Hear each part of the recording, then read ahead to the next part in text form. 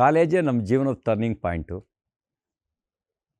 ನಾವು ನಾವು ನಾವು ಎಕ್ಸ್ಪೋಸ್ ಆಗೋದಕ್ಕೆ, ಎಕ್ಸ್ಪ್ಲೋರ್ ಮಾಡೋದಕ್ಕೆ ಎರಡಕ್ಕೂ ಕೂಡ ಅವಕಾಶ ಸಿಕ್ತು ಕಾಲೇಜ್ ದಿನಗಳಲ್ಲಿ. ನಾನು ಕಾಲೇಜ್ ಯೂನಿಯನ್ ಪ್ರೆಸಿಡೆಂಟ್ ಆಗಿದ್ದೆ. ಕಾಲೇಜ್ ಎಲೆಕ್ಷನಲ್ಲಿ IDSC ಕಾಲೇಜು ಅಂದರೆ ಅದೊಂದು ಅವತ್ತಿನ ಮಟ್ಟಿಗೆ ಚಿಕ್ಕಮಗಳೂರಿನ ದೊಡ್ಡ ಕಾಲೇಜು.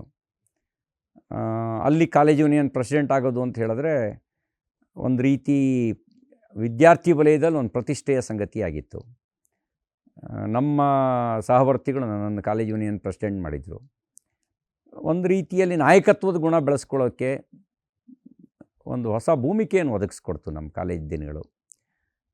ಅಖಿಲ ಭಾರತೀಯ ವಿದ್ಯಾರ್ಥಿ ಪರಿಷತ್ತಿನ ಸಂಪರ್ಕವೂ ಅದೇ ಸಂದರ್ಭದಲ್ಲಿ ಆಯಿತು. ರಾಷ್ಟ್ರೀಯ ವಿಚಾರಗಳ ಜೊತೆಗೆ ನನ್ನನ್ನು ಜೋಡಿಸ್ಕೊಳ್ಳೋಕೆ ಅವಕಾಶ ಕೊಡ್ತು.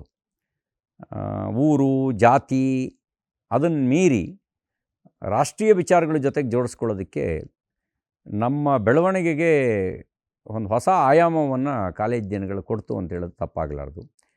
ಒಂದು ರೀತಿ ಆತ್ಮವಿಶ್ವಾಸ ಬೆಳೆಸ್ಕೊಳ್ಳೋಕ್ಕೆ, ಈ ಡೋಂಟ್ ಕೇರ್ ಅನ್ನುವಂಥ ಹೆದರದೇ ಇರುವಂಥ ಮಾನಸಿಕತೆಯನ್ನು, ಅಂದರೆ ಹೆದರದೇ ಇರೋದು ಅಂತಂದರೆ ಪೊಲೀಸಿಗೆ ಹೆದರದೇ ಇರುವಂಥ, ಹೋರಾಟಕ್ಕೆ ಹೆದರದೇ ಇರುವಂಥ ಆ ಒಂದು ಮಾನಸಿಕತೆಯನ್ನು ಗಟ್ಟಿಗೊಳಿಸುವಂಥ ಕೆಲಸವನ್ನು ನಾನು ಕಾಲೇಜ್ ದಿನಗಳು ಮಾಡ್ತು.